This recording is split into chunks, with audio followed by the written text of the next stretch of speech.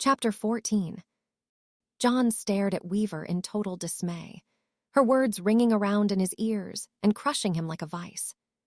He looked at the chips, then back to her. "What do you mean it won't work?" he asked, knowing he probably sounded desperate and pathetic, but not caring in the least. "I tried twice," Weaver replied. "I can't transfer John Henry onto the other chip." "Try again," John told her. "It won't work." "Fucking try again." John smashed his fist down on the worktop with a loud bang, knocking small items off the desk and sending them flying. Ellison put a hand on his shoulder to calm him, but he roughly shrugged it off. "As you wish." Weaver turned back to the console and attempted to initiate a data transfer a third time. This time she typed slowly, letting John see everything she was doing. Again, the progress bar stalled and disappeared before it reached 1% and was replaced by an error message that flashed on screen. The back of Weaver's head morphed and changed, taking the shape of her face. Her eyes stared evenly at John with a flat expression. "Would you care to try?" she asked with a hint of defensiveness in her voice. "Why isn't it working?" John asked. "I don't know." "Find out," he snapped. He hadn't come this far just to come away empty-handed at the last hurdle. "No way." "I'll run a diagnostic," Weaver told him. John stepped forward, beside her, and watched her work, not trusting her an inch. Ellison stood back passively, knowing not to get involved in a confrontation between John and the machine that called itself Weaver. It was a foolish man that would get between those two, he thought. He certainly was no fool. He'd stay out of it unless he sensed he was needed. He thought about seeking out Savannah, but decided to give it some more time, again valuing his own safety and knowing she could be even more volatile than the young man and the machine before him. John watched Weaver perform a diagnostic test on her equipment. A stream of data scrolled on the screen that most people, especially in the current day and age, wouldn't be able to make sense of. John could, however. One of the benefits of being tech-savvy and from going forward in time was that it was all relatively fresh in his memory, not eroded away by years without practice. A window finally opened up on the screen and displayed the results of the diagnostic test. John leaned forward and peered as he read it. "Error. Data transfer failed due to connection problems with external device." "What problems?" John asked. "Did she have damage to her chip?" Weaver asked John. The hardware wasn't at fault, and she knew it. John nodded sullenly, thinking back to all the trouble caused by the car bomb. Even now, it was causing him no end of grief. Weaver carefully pulled Cameron's CPU from the slot and examined it closely. She saw the damage to the casing, only a small crack to the naked eye, but she could see much better than a human ever could. The solid circuitry was mostly undamaged, but there were minute flaws caused by some unknown event that had damaged the chip. Weaver's inherent design allowed a tiny sliver of her finger to flow into the crack and investigate it internally. It didn't take long to find the cause of the problem. "We can't transfer either Cameron or John Henry out of the chip. There's damage to the circuitry required to do so." "But John Henry transferred onto the chip without any problems," Ellison countered. "We were all there." "I can't explain it simply," Weaver said. "They wouldn't understand it if she tried to." "What now?" John asked, watching Weaver carefully. This can't be happening, he kept telling himself. He wished it was a bad dream he'd wake up from, but no such luck. He reached out and snatched the chip from Weaver's grip, then stuck it back into John Henry's skull. Awareness returned to Cameron, and John Henry as the world opened up all around them, thought and sensation flooding to the two AI as they awakened from their inactive state of living death. They were both instantly aware of each other and realized with great surprise that they still shared a chip.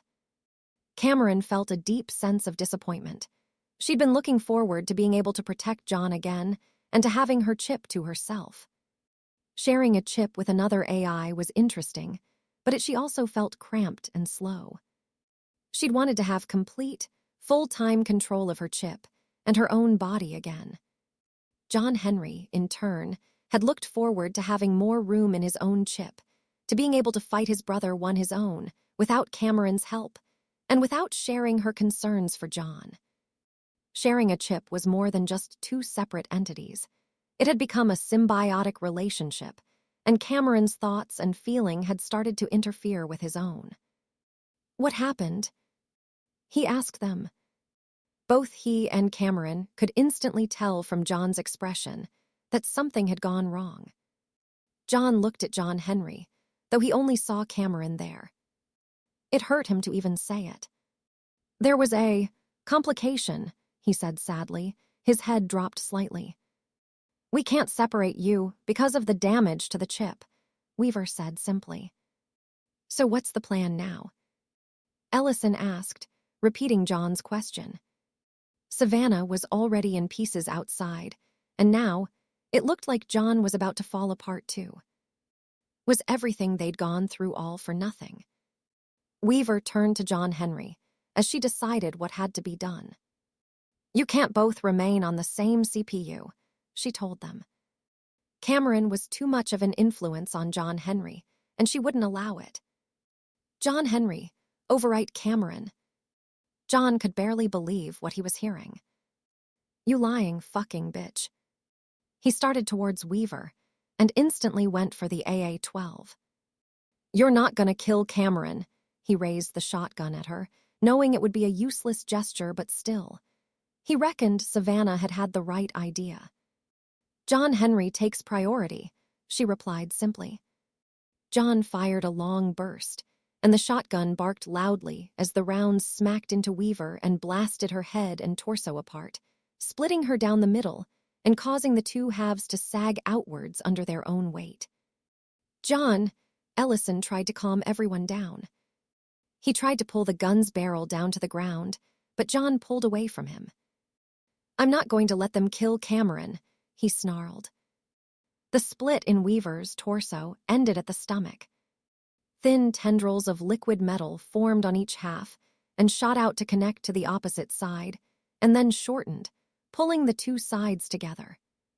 The two halves ran into each other and joined seamlessly, restoring her to her original state. You have no choice, she said sternly, clearly annoyed at being blown in half. The weapon was no threat to her, but it was annoying. If he continued, then she'd have to restrain him. John Henry's more important than Cameron, and you know it. We need him to beat Skynet. We don't need Cameron. John switched his aim to John Henry, his eyes wild with desperation as he pointed the shotgun at the cyborg's head. I'll blow him apart, John threatened. And Cameron as well. Weaver asked with an amused smile on her face. She'd expected more from John Connor.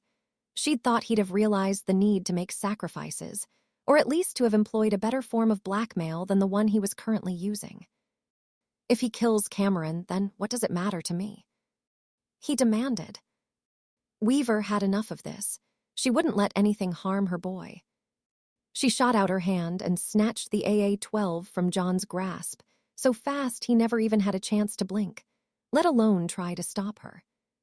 John realized that nothing he could do would stop Weaver and John Henry from erasing Cameron like some faulty file.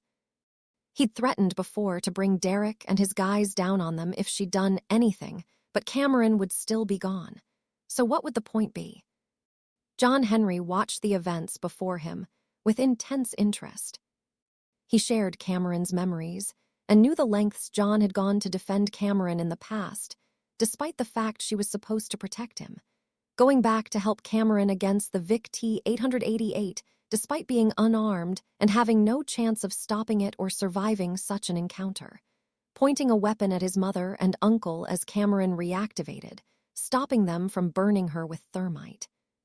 He wasn't surprised that John would try to protect Cameron again. Cameron was exactly the same. She'd risked her life on several occasions for John, in 3 separate times. He had access to all the memories she did of protecting him, but he didn't need those. The times she'd tried to protect him whilst he'd shared her chip were apparent enough. Taking control of a UCAV and targeting anything that attacked him, protecting him from a HK as well as hostile humans. Attacking Weaver as she'd sent John away, even though one of those had been a test. Even her insistence that they commit their newly acquired machines to protect him.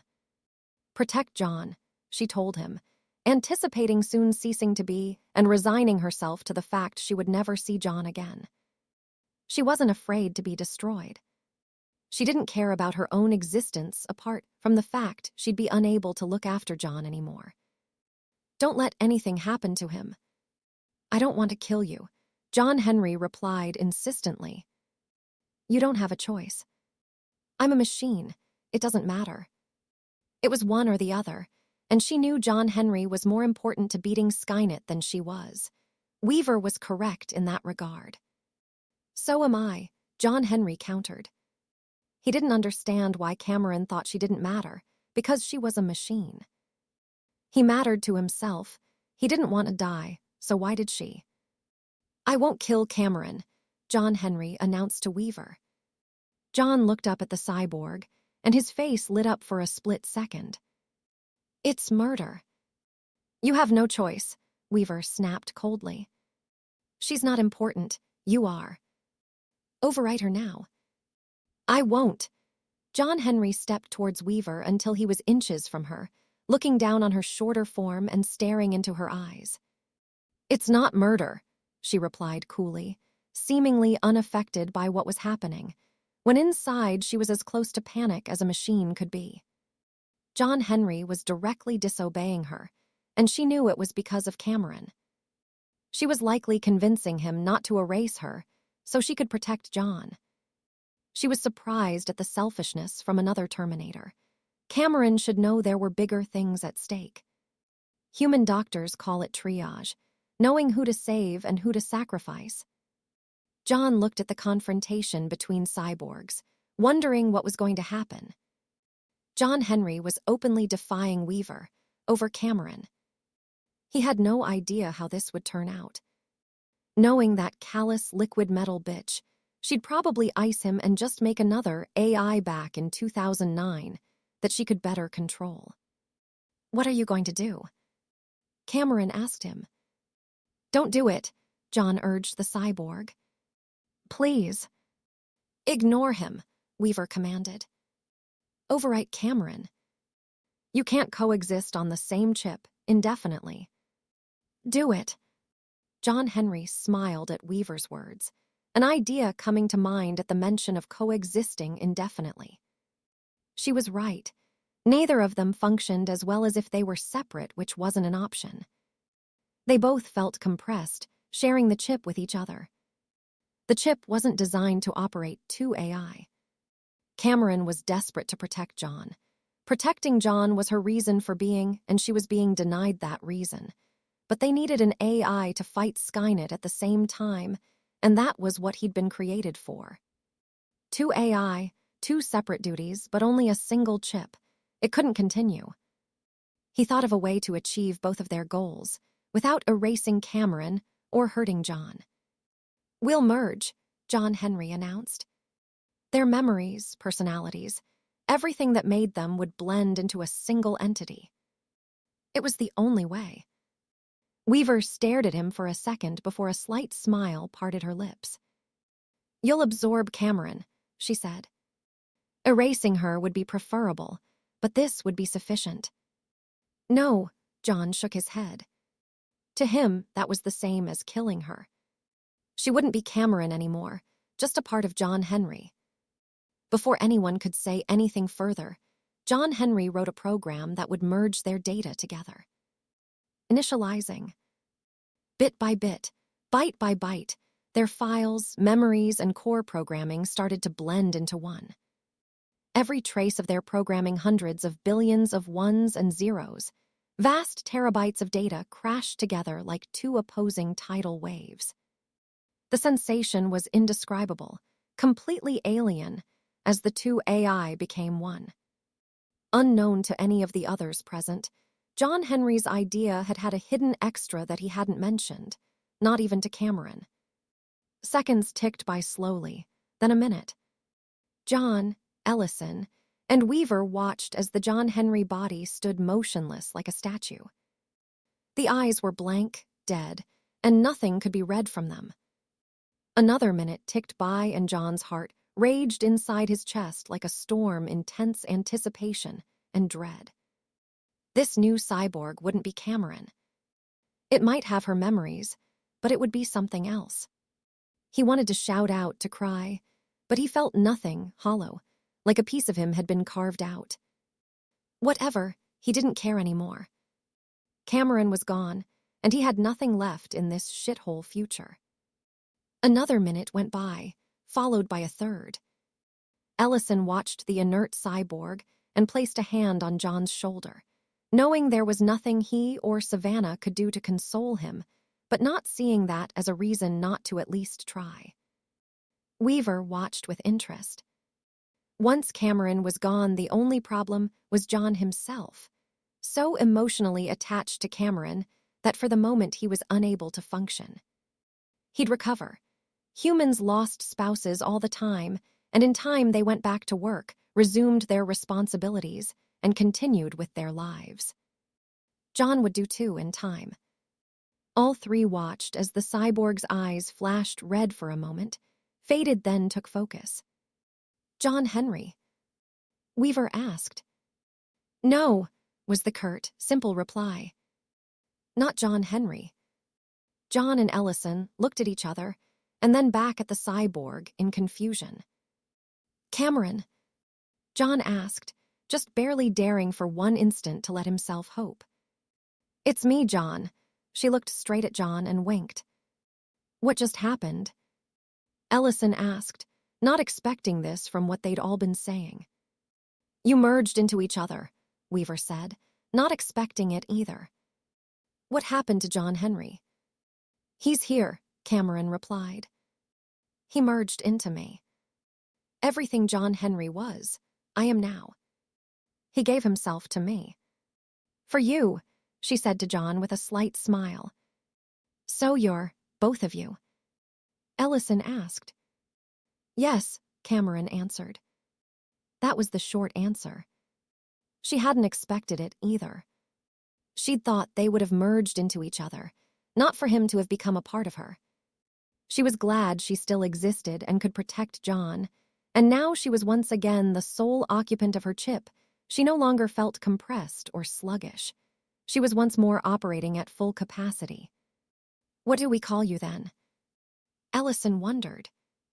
John Cameron, Cam Henry. I'm Cameron, she said simply.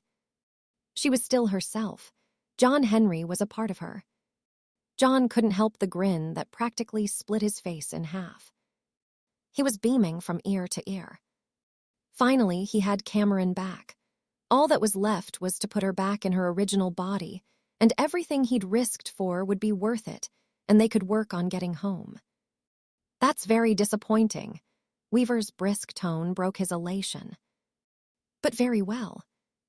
If you've replaced John Henry, then you'll assume his duties. Immediately. I have to protect John, Cameron shot back. She wouldn't sit at a computer with a cord in her head and leave John to be protected by autonomous infantry units while he performed tasks for Weaver. Her role was greater than his physical protection. I need to be with him.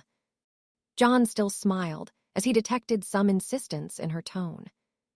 He wondered if there was something hidden between the lines there. Weaver could tell that she wouldn't be able to control Cameron like she had John Henry. She wouldn't listen to her. Her only concern was John. Her intricate, carefully formed plans had been ruined by John Connor and his cyborg. But she felt no animosity, no desire for revenge. She was a machine, and such things meant nothing to her. Her plans were gone, so she made new ones. She was nothing if not resourceful. You can do both, she told Cameron. I need your chip. Why? John asked, wary of Weaver since she'd made it plain Cameron meant nothing to her. His right hand slowly inched towards the HK-417 slung at his hip. It wouldn't do any damage, but now he'd got Cameron back. He'd go down swinging rather than let Weaver take her away again. Cameron's role now is greater than simply protecting you, she answered icily. She has to fight Skynet. She can't do both in her present condition, so I'm going to upgrade her. How? Ellison asked, curious. He had visions of Weaver cutting into Cameron's skull and sticking a cord in the back of her head, and had a feeling neither Cameron nor John would be very happy with that. And he couldn't imagine Cameron sitting down playing Dungeons and Dragons like John Henry had. Wireless control of other machines, Weaver answered. She had no ego, but if she did, she might have considered her hastily made plans quite ingenious. Everything John Henry did, but via remote control. Is that even possible? John asked. Can she do that? Who do you think controlled the UCAV protecting you? It's okay, John, Cameron replied. This way she could fight Skynet and protect John all at the same time. That was what John Henry had planned when he'd merged into her. You sure? John asked her. Cameron simply nodded and bowed forward, exposing the port cover to John's sight and reach. He slid his fingers in and delicately pinched the tab at the end, then slowly pulled it out. Cameron knew what would happen. First her sight failed, then her hearing, and then her mental and cognitive processes slowed and ground to a halt as current stopped flowing through her chip, and her world faded into blank nothingness. John wrapped up her chip once again in his spare socks and placed it in his jacket's inner breast pocket, taking extra care with it. This was his holy grail. He wasn't going to let anything happen to her. Weaver stepped past the inert and now vacant T-888 body, towards Cameron's, and picked it up in her arms. It will take a few hours, she told John and Ellison. She wanted to repair the physical damage sustained from untold numbers of fights with other machines, and from being shot countless times. She knew well that although Terminators were designed to withstand small arms fire, they still took a cumulative toll. John nodded as Weaver grew another arm out of her back and picked up the Cromarty body and carried the two cyborgs to the other side of the hangar to work. Keep an eye on her, he told Ellison. The man nodded and followed Weaver into a small room, leaving John alone. A few hours. John sighed. He'd been searching for so long now that he supposed a few hours really make no difference, but it did. A few hours could seem like an eternity. 3 endoskeleton Terminators, autonomous infantry units, marched in silence through the bleak, arid, rocky desert. The 3 units were part of a much larger search effort, totaling 182 autonomous infantry units spread over a search area approximately 65 miles wide. They moved continuously, without stopping, and constantly scanned the horizon for any signs of an unknown installation. All were armed with a single plasma rifle, normally enough firepower to counter any threats from humans. They were sufficient for the machines to carry out their orders, to find the installation launching unknown enemy aircraft and report its location to Skynet. Their orders prohibited them from engaging, should they find it. They patrolled in silence, communicating only via internal radios, as they swept the area. The freezing winds howled and blew dust up all around them, but it didn't bother the machines. They didn't feel the cold, and the clouds of particulates swirling in the air caused only a minor reduction in visibility. The machines continued marching, mile after mile, not caring about how long it took or the distance they covered. They didn't need rest or food and water. They could continue endlessly for years if necessary, and would. A dot on the horizon came into view, and the lead machine enhanced its vision to maximum magnification.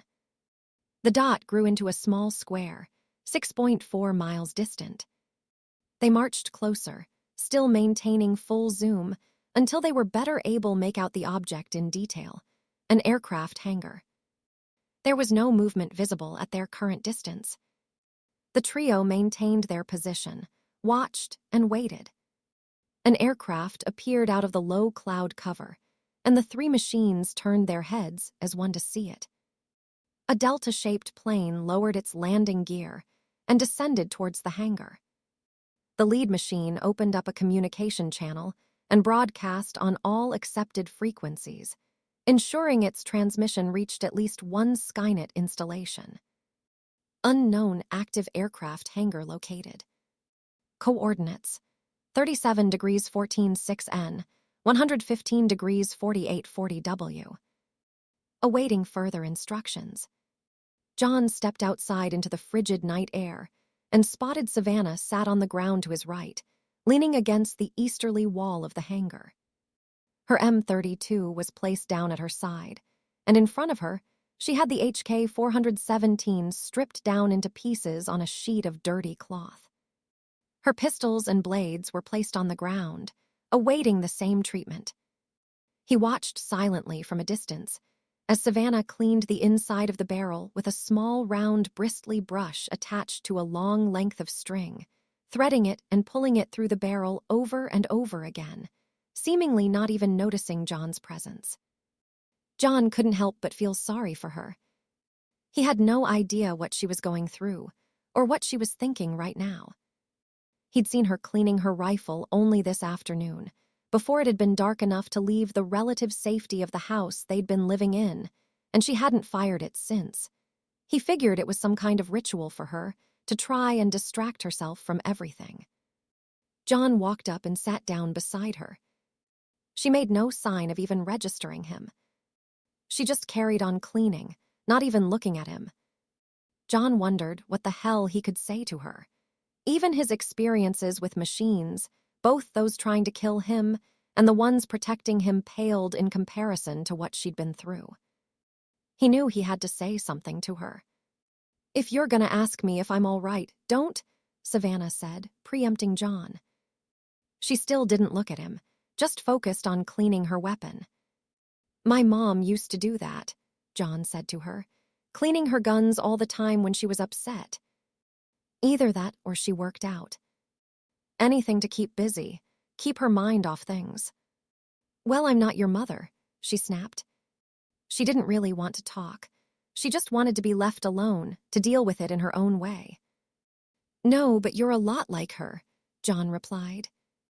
"And me," he added. She looked at him finally, confused. They were nothing alike, she thought. Their personalities, the way they acted, the way they fought. She couldn't think of a single thing they had in common apart from machines fucking up their lives. John could see the bemusement on her face and decided to elaborate. "About a year ago or 18 years ago for you, Cameron was damaged in a car bomb. In the blink of an eye, she went from protecting me to trying to kill me. I'd gotten close to Cameron, let her into my life. She was different from other machines, and part of me thought of her as human still. Then she tried to kill me. She got close, and everything I thought I knew about her vanished. I realized she really was a machine, that I had feelings for a machine." "What's that got to do with me?" Savannah asked, facing John and putting down the rifle part she was cleaning. How could he even think he understood what she was going through? "You knew what she was. You just didn't want to see it, and then you woke up, is what you mean." "How's that anything like me?" "It's not," John admitted. "But afterwards, I bottled it all up. I should have spoken about it, to Cameron, to my mom, but I never did. I kept it to myself and tried to block it out." He could hardly believe the lengths he had gone to try and distract himself. Seeing Riley and running away to Mexico, he'd nearly gotten himself killed several times over because he didn't want to talk it through. He didn't want to see the same happen with Savannah. "That's what we've got in common. We both bottle things up and try to push it down. Trust me, it doesn't do any good." "You're saying if I talk about it, it'll help?" Savannah asked. What was he, a shrink? "It might." Savannah put the rifle parts down on the floor and faced him fully. She stared at him for a moment, unsure of whether to say anything or not. Ellison had always tried to get her to talk, but she'd kept it all to herself. Better to keep all that kind of shit sealed away, she'd always thought. Just keep a lid on it so it couldn't get out. There was no point in letting all the emotional crap out and turning into a crying wreck, unable to do jack if the machines suddenly showed up. She picked up the parts again and slotted them all into place, reassembling the rifle now it was clean. She slotted a 20-round magazine into place, but kept the weapon uncharged. What's going on in there? She tilted her head back at the hangar behind them. John Henry merged into Cameron. He's gone. I know he was your friend. John Henry died years ago to me. She cut him off. He's been gone for 18 years. It doesn't matter. John decided to drop the subject of John Henry, for now in case it was another sore spot. Weaver seemed to be enough hurt for Savannah without opening up a second can of worms. Weave the T-1000s repairing Cameron's body, and then she'll be complete again. John smiled gratefully at her. I'd never have managed it without you and Ellison, he said honestly. I wouldn't have even lasted this long. If the machines hadn't got me, then Kyle and Allison would. So thank you. Savannah leaned her head back against the hangar again. Not like I was busy or anything. John couldn't help but chuckle, and she stared out into the Mojave Desert for a long moment, looking out into empty space and clearing her head. You care about her, she said finally. Cameron. John nodded slowly. I know it's weird. My mother was a machine. I know all about weird, she said. I take it Ellison told you what happened. Yeah, John answered. He thought better than to actually say specifically what he was told. When I was with the soldiers, there were some real freaks there. One guy just jerked off constantly, 10 times a day or more. Even when he was on guard duty, he'd find himself alone and just beat it off. I'd sleep with whoever could get me drunk or stoned, and this guy had a lot of drugs. I caught him in the middle of it one time and offered myself on a plate for him after seeing his stash, thinking he'd prefer the real thing. He told me no thanks and just carried on jerking, like I wasn't even there. Another guy liked little girls, really little. I was 15 years old at the time, and he said I was too old for him. Trust me, you falling for a cyborg isn't that weird. John was shocked at what she was telling him. He wasn't sure whether it was what she was saying or the fact she was actually telling him that did it. He remembered what Ellison had told him, that she just got her kicks from winding people up. He appreciated the fact that she'd leveled with him. Thanks, he said simply. Doesn't mean we're engaged or anything, she mock-huffed, smiling slightly beside herself. Ellison appeared from the hangar entrance and knelt down by Savannah. You okay? He asked. Savannah looked up at him and nodded. Yeah, she said with a slight smile. She'd never admit it, but it had felt good to actually talk to someone. No way was she going to open the lid on everything that had happened to her. Not yet. Maybe when they'd gone back to the past, she'd think about it. Maybe. But for now, they had more important shit to sort out. You'll want to see this, Ellison said to John. She's ready. John shot up to his feet in an instant and held his hand out for Savannah. She shook her head and picked up all her weapons, putting them back into place and then getting up herself. You're not going to start holding doors open for me, are you? She asked, switching back to hard Savannah in an instant. She might have opened up a little to John, but she wasn't a little girl anymore. She could take care of herself. John rushed into the hangar and was taken aback at the sight before him. Cameron, in her own body, facing him, the spark of life clear in her eyes.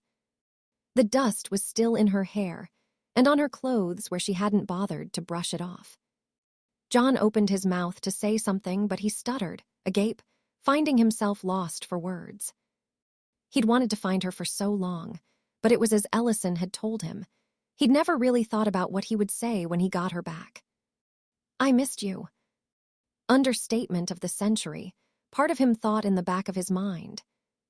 Cameron gave a small smile and met his gaze. "Me too," she said. John didn't know how much she'd wanted to be back with him. "You have no idea what I went through to find you." John felt moisture forming in the corner of his eyes and knew he was close to tearing up. He felt himself trembling slightly. "I'm sorry." She looked away from him, her eyes cast downward. She was the cause for all his suffering and hardship. It was because of her. For leaving you. It doesn't matter now. Nothing else did, John thought.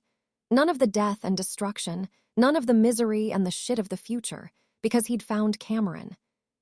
He had her back. "I repaired the damage to her endoskeleton." Weaver appeared from what seemed like nowhere. Savannah scowled at the sight of her, but stayed where she was, trying to keep down the flame-cooked raccoon she'd eaten some 15 or so hours ago.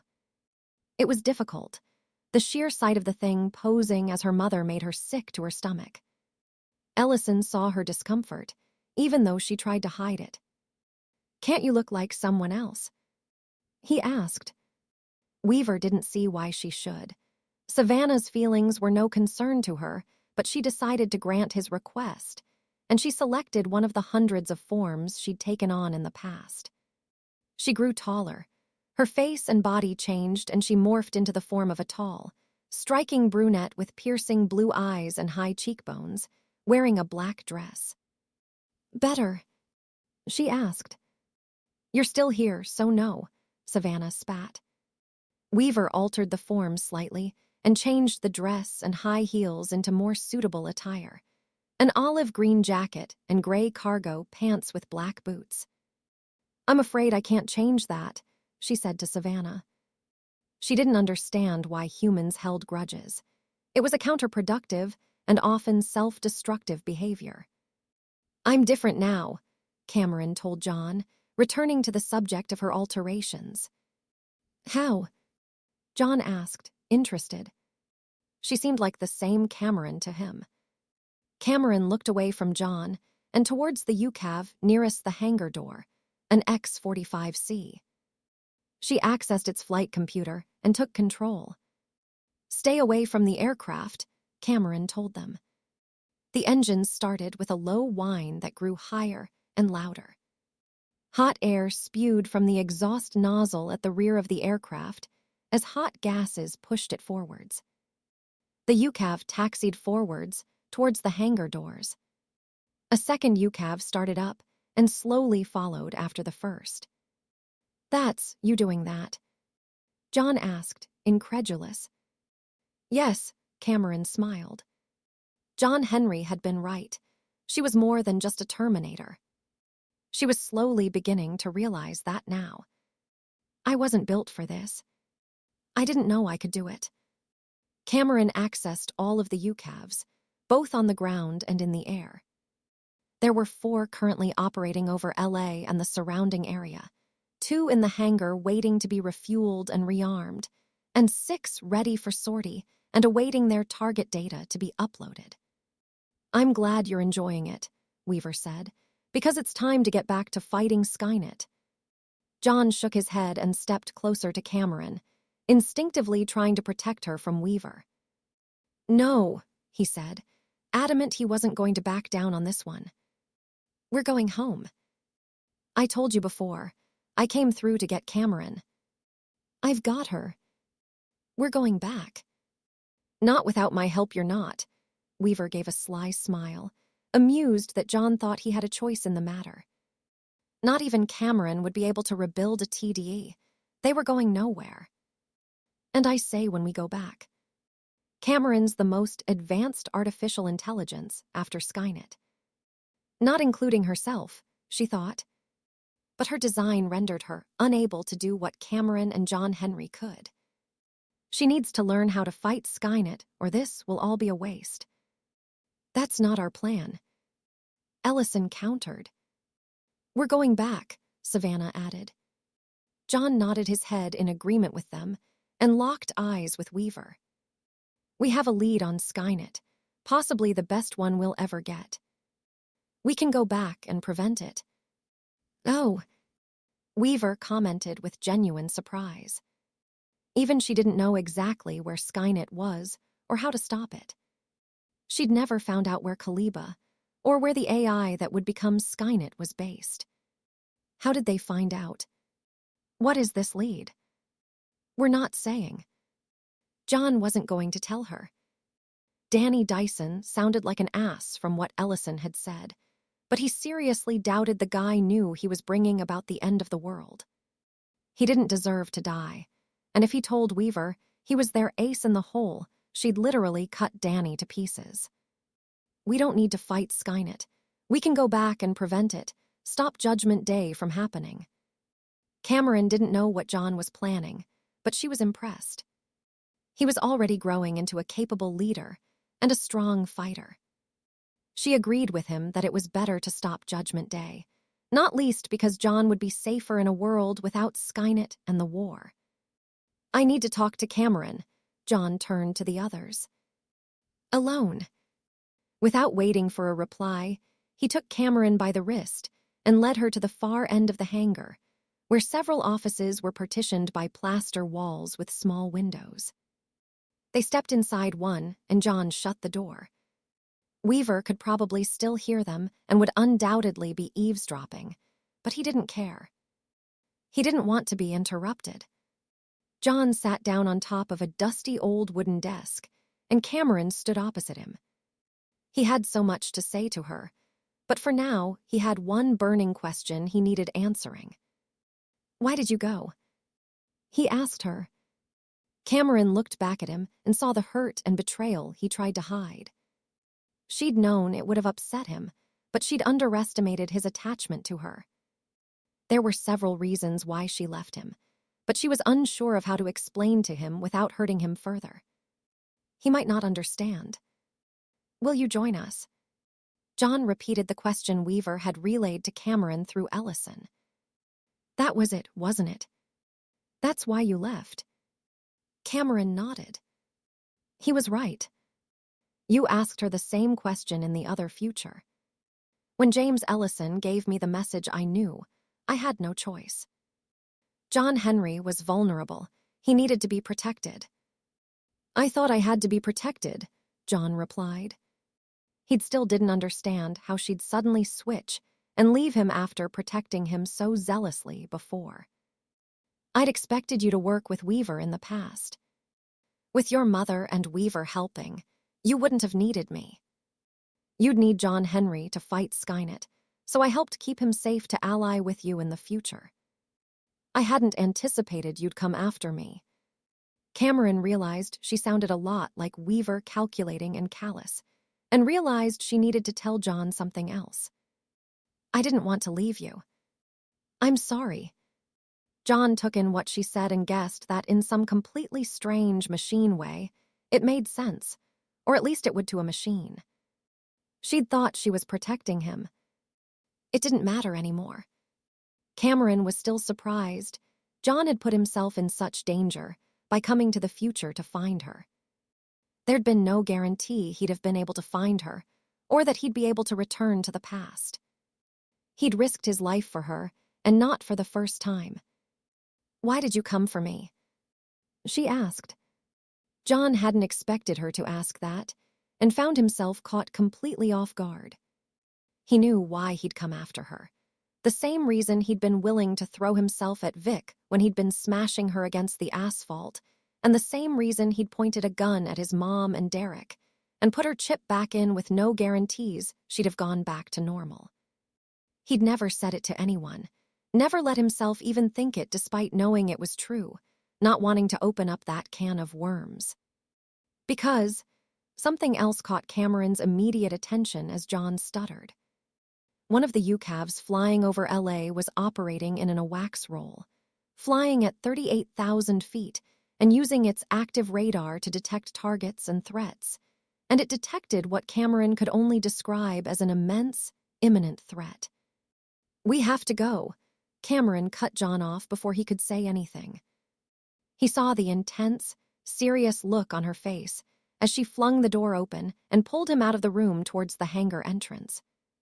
"We have to go," she repeated loudly for the others to hear as she marched through the massive expanse, holding John's wrist gently but firmly and pulling him with her before he started moving and matched stride with her. "What's wrong?"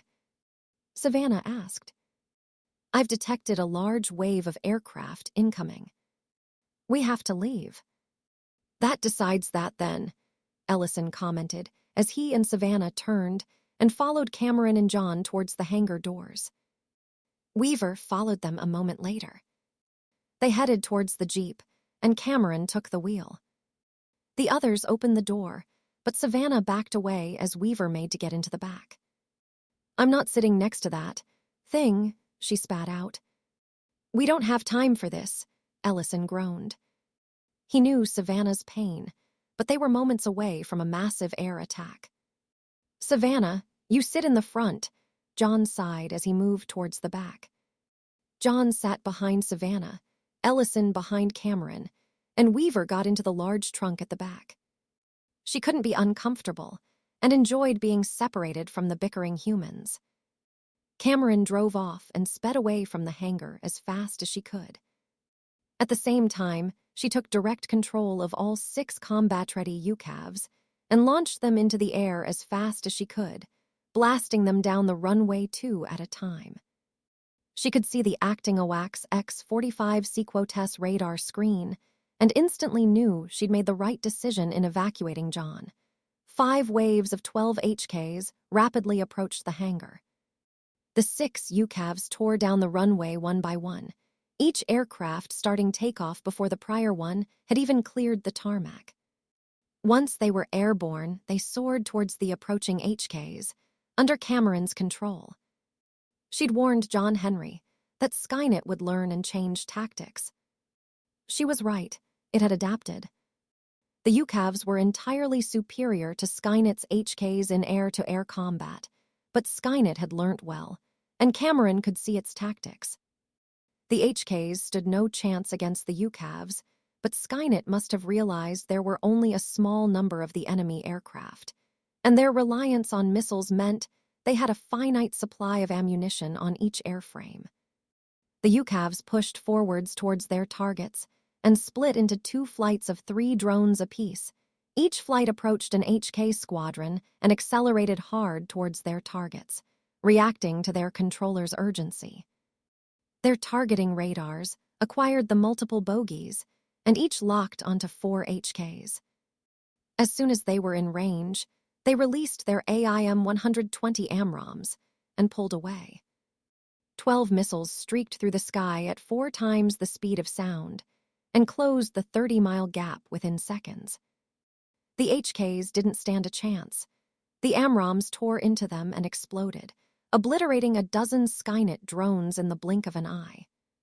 The second flight unleashed their own missiles and scored 12 direct hits seconds later. 24 shots, 24 kills. There were 3 other HK squadrons fast approaching, however, and the UCAVs had expended all of their air-to-air weapons.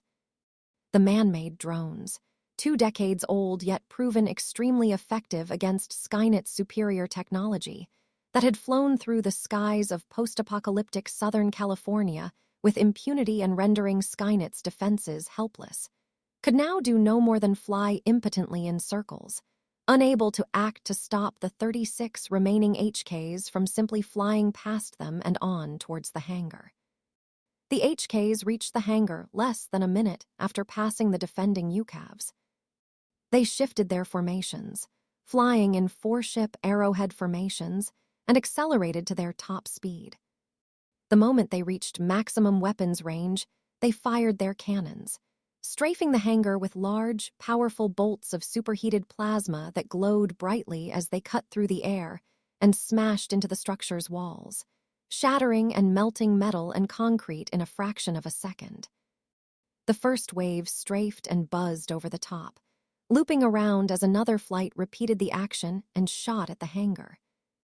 When all flights had completed one pass, They turned and faced the hangar. Their VTOL engines turned 90 degrees and they hovered in the air, turned their powerful cannons towards the target once more, and unleashed a storm of plasma bolts that punched through the walls and ceiling, penetrated through and ignited the last of the fuel and munitions, and shattered the UCAVs still inside. Hundreds of shots rained down and obliterated the hangar. Within 1 minute, it was a smoking wreck. The destruction was observed by the UCAVs flying high out of range, looking down on the carnage below. John Henry's machine resistance against Skynet, passed down to Cameron, had come to a swift, abrupt end.